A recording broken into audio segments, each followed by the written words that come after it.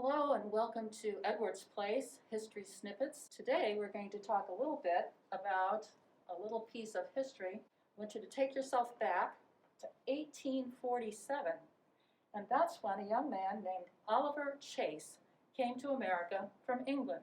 He was shortly followed by his two brothers, Daniel and Silas, and in 1847, shortly after he arrived and his brother joined him, they invented the first American candy machine, and that was called a lozenge cutter.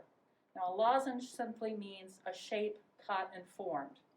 That candy lozenge that he came up with was wafers, and these wafers were cut with the lozenge cutter.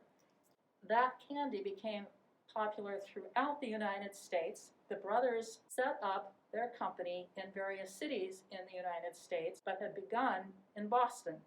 As Boston's nickname was the Hub, these became known as Hub wafers. Oliver and Daniel then developed something called conversation hearts. They were able to take the same machine that they had used before, and if you might have noticed, the wafers are rather thin and the hearts are rather thick. What they had done was they doubled the material from which the candy's made. It was a little bit like the consistency of clay, which they would roll out, and then the lozenge cutter would cut it into the various shapes. The three brothers ran confectionery stores, places where you could go for candies. They set up, because the company had become so large, they had offices in not just Boston anymore, but also in Chicago.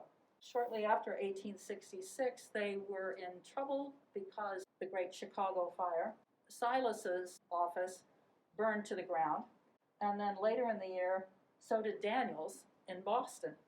At that point, the brothers decided that they would expand and start to include others in their company, and they were known as the New England Confectionery Company, and hence the name Necco. They consist of nothing but sugar, gelatin, and flavoring. They were cheap, they were durable, they were easy to carry, and they were long-lasting. They became very popular during the Civil War because the soldiers could carry them in their haversack or tuck them into a pocket, and when they were on a long march or they'd not had a meal for hours, they would be able to have this quick jolt of sugar. By the time we move into the early 1900s, you found that the wafers especially were being promoted as healthful, and several great well-known explorers made them even more famous, and it was included in their advertising because they carried them with them on their treks up the Amazon or into the Arctic. So with that, thank you, and we hope you join us again.